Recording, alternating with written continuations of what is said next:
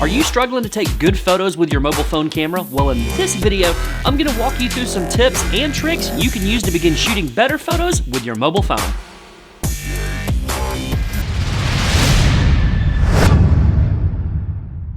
Hello and welcome. My name is Eddie Garrison. I help brands just like yours grow their digital presence by utilizing the power of social media with real-world strategy, design, and results.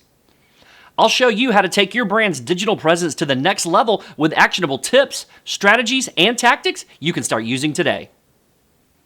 It's actually easy to take stunning pictures with your mobile phone.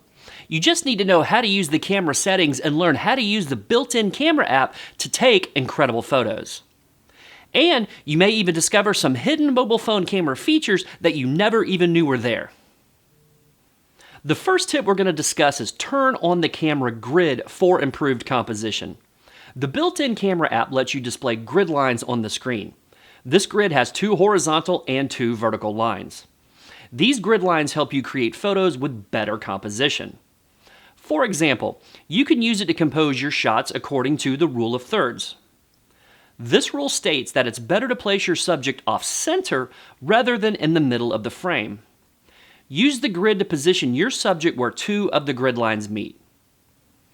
For instance, when shooting your photos in landscape mode, which I always recommend doing for most applications, position the horizon along the top or bottom grid line rather than across the middle. The grid is also a great tool for keeping your phone level while taking photos. Using the grid lines to ensure the horizon is level before you press the shutter.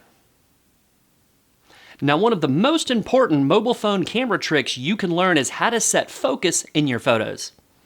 If you don't set the focus point yourself, your phone will choose which area of the scene to focus on. It may focus on your intended subject, but it won't always get it right. So it's best to set the focus point yourself. That way, you can be sure that your subject will always be tack sharp. Setting the focus point is very easy in the camera app. First, frame your shot, then tap the spot you want in sharp focus. This would usually be your main subject matter. A yellow square appears to indicate the focus point. Setting the focus point is especially important when shooting close-up photos. When the lens is close to the subject, you'll get a shallow depth of field. This means only a small area of the scene will be in focus while the rest appears blurred. As you can see, learning how to take good photos with your mobile phone involves always getting the focus perfect. This is an easy way to start taking better photos today.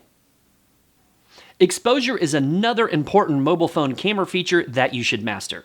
So, what is exposure? Exposure refers to the brightness of a photo. An underexposed photo looks too dark, while an overexposed photo looks too bright. A well-exposed photo will have great color and detail. So, how do you control exposure in your mobile phone's camera app? When you tap to set the focus, the camera automatically sets the exposure of the photo. It sets the exposure level based on the area you tap. If you tap a bright area of the scene, the bright parts will be correctly exposed while plenty of color and detail. So in a landscape scene, you can avoid the sky being overexposed by tapping an area of bright sky. But keep in mind that the darker areas of the scene may appear underexposed, which can actually look good if you want your subject to appear as a silhouette. If you tap a dark area, the camera exposes for the dark parts of the scene. In other words, you'll see color and detail in the dark areas of the image. However, the brighter areas, such as the sky, may appear overexposed. The built-in camera app also lets you lock focus and exposure when taking photos. This locks in the current focus and exposure settings until you choose to unlock them.